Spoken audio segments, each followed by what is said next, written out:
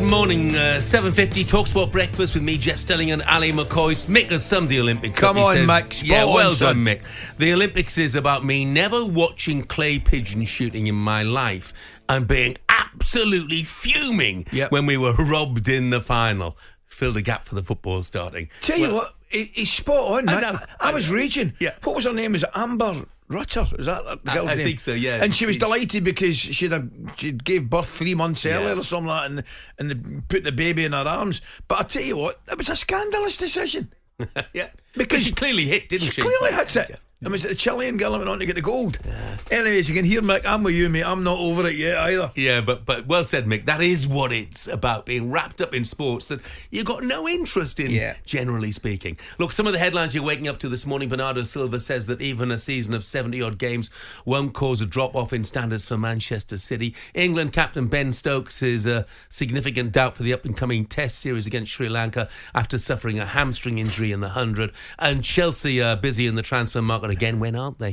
Having brought in 9 players for a total of £161 million. I'm not sure about those figures. I think they spent more than that, actually.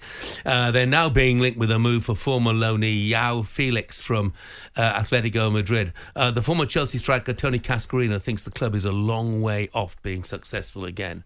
Has Chelsea ever been easy? Even under the Abramovich era, was it easy? I would never describe. I think Chelsea's a very complicated club. It's become more. They were winning. They were, but they had a system in place with people that that were involved upstairs that knew the runnings of the football club. It's been bought out. There's been loads of change. It's not just. I've spoke about this before. It's not just change on the football field. There's been internal changes, many of them at the football club, involved in marketing, secretaries and many other people who are employed by the club. The change has been enormous at Chelsea. So I don't think we should be surprised by that. So what's going on at Stamford Bridge at the moment, Ali? Is it genius or madness? You got to say at this stage it looks madness. I hope I'm proved wrong, but there's doesn't look as though there's any stability at all. And you look at some of the money that's been forked out, some of the money that's been spent.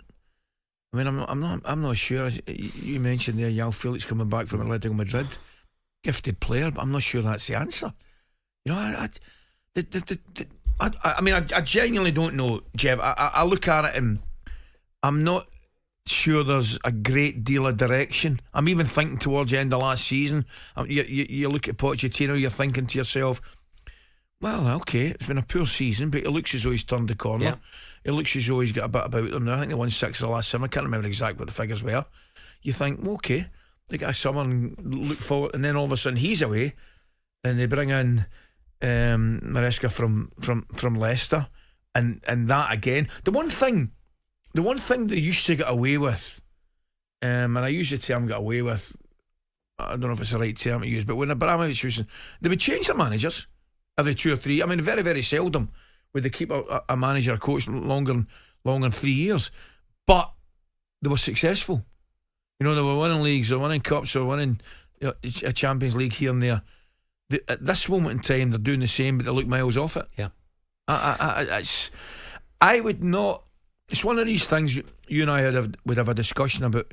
Who's going to win the league, who'll finish top 4. Well, I've guessed it's all about that, and you might, we generally speaking will have roughly the same opinion. We might say Arsenal or City, whatever it may be, but I would not genuinely, Jeff, have a clue if you asked me where are Chelsea going to finish in the next year in the league.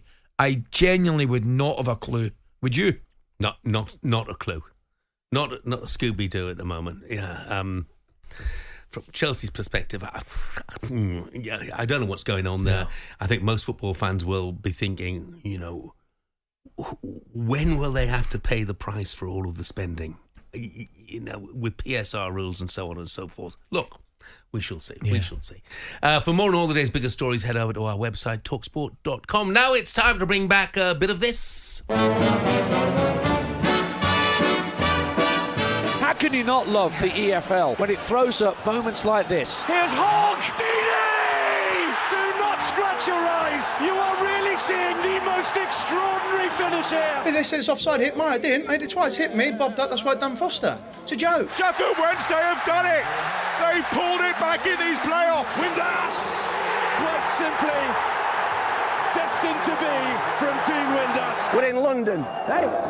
We're in London, aren't we? And Aston Villa have scored an uncontested goal, and I've never seen that happen before either. It's never over till it's over in the Championship. Must I forever? Yes, it's our weekly feature, the FLers, and Shaban's back with us. Oh, good morning, like it's never been. It's my favourite trio.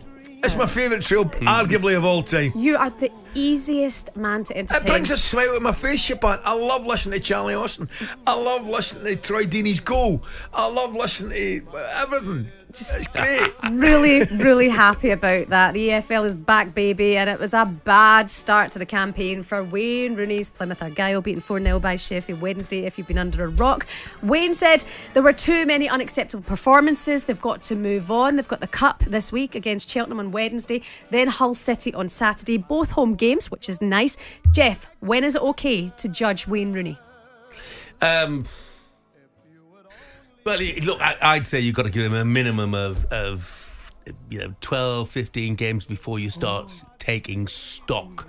Nobody at Home Park is going to have been expecting, I don't think, no realist is going to have expected to get off to a flyer. They surprised a lot of people by appointing Wayne Rooney. I think having appointed him, they have to give him their backing, maybe try and bring in a signing or two as well. Put their faith in him. Got to give him. Jeff's right. I mean, you've got to give him. I'm looking at that division, right? I absolutely love that division. It's arguably the hardest division out of a lot. 46 games, Saturday, Tuesday. They're bang at it. Love it. Love it. And I'm looking at the teams in it. How many teams realistically do we think Plymouth should be finishing above? I'm not sure. I think if they stay up, I genuinely believe if they stay up again, I think it's a great achievement. But we can't. Listen, yesterday was a disaster for me, and I said, Shaban, I don't know if you heard, I was talking to Jeff, I was listening to the boys and I heard the interview after it, and I thought Wayne Rooney spoke well, but he actually sounded a little bit, I think, shocked at what he saw from his own team. Yeah. And it's crazy. Opening game of the season, and we're now looking to a cup. Did you say it's a Cheltenham they've got in the cup? EFL. And it then becomes a game that we're all looking to see. Well, you've got to be winning that. Also, the kit man had a shocker, Jeff. He you did. mentioned this earlier on. It was Adam Forshaw, who's been in the game for a long, long time, had an E in his name for Forshaw. And then Sissoko became Isoko because the C was left off the shirt. So let's hope Argyle can pick back up and crack on from here. I didn't have Spelling done as one of the defensive back four now moving out, or a lack of midfield quality, but Spelling is one of the things I thought that Plymouth may have got right. Do you know what I mean? It is poor. It was a difficult day at the Moran. I think we just need to just mention Danny Rowell, Sheffield Wednesday. Great result. What a job he did at the end of last season. What a job he started to do this season. Will they go up, Jeff? Well, I doubt it. But they're going to have a heck of a lot better season than they did last season, that's for sure. When you're looking at sides to go up, inevitably you're going to look at Leeds United, despite their start, and the sides that came down last season. You're going to look at Burnley and Luton and Sheffield United, because they've got parachute payments and so on and so forth. But we shall see. Very quick fun fact for you. Last season, the number of 0-0 draws across the EFL were down to 100 from 143. So speed of thought for Tranmere and Notts County, whose fans saw the only 0-0 draws in the EFL in its opening weekend. Luton against Burnley tonight, live at Kenilworth Road. talkSPORT 2, 8 o'clock. Rob Edwards meets Scott Parker. Scott Parker's got a great record in that division, hasn't he? He's got 2 teams promoted. Fulham and Bournemouth. There you go. Live on talkSPORT 2. Shaban, thank you very much indeed. Jill, who's a regular listener, says, morning, Jeff Ali, my favourite talkSPORT show. Thank you, Jill. The Cheeky Boys are back. Her favourite Olympics moments with the 200-metre swimming relay and all the cycling. Jill says she's had a rough few days with illness, so we mentioned would start my day. I hope you're feeling better, Jill. Nice to hear from you. Absolutely. Once again. By the way, I should just mention as well, Tony from Manchester says, morning, Jeff and Ali, great show as always. I'm sure you saw this. Good moment from the Olympics was the Turkish shooter who stood up in his T-shirt with his hand in his pocket. Iconic. Absolutely sensational. Wasn't it great? It became a celebration for 7 other Olympians who picked up medals and decided to do that as their Wasn't it great? Wonderful. sailing. So many wonderful moments. Thanks, Shaban. Thank you. Coming up, how desperately do Manchester United need a new centre back? What are your expectations for the season? 03717 223344. We want your say, United fans. We review the Community Shield next. talkSPORT Breakfast, waking you up Monday to Friday morning from 6 a.m. on AM, on DAB, via the talkSPORT app and on your smart speaker. talkSPORT.